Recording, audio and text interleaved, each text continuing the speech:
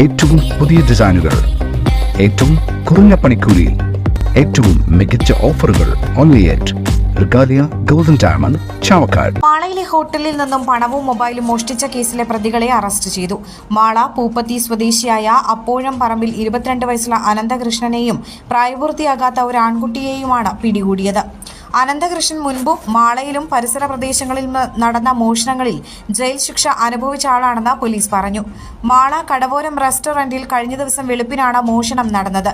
Helmet ധരിച്ചാണ് ഇവർ മോഷ്ടിക്കാൻ എത്തിയത് എങ്കിലും CCTVയും മറ്റും നോക്കുകയും സംശയം തോന്നിയ പ്രതികളെ ചോദ്യം ചെയ്തപ്പോൾ കുറ്റം സമ്മതിക്കുകയുമായിരുന്നു.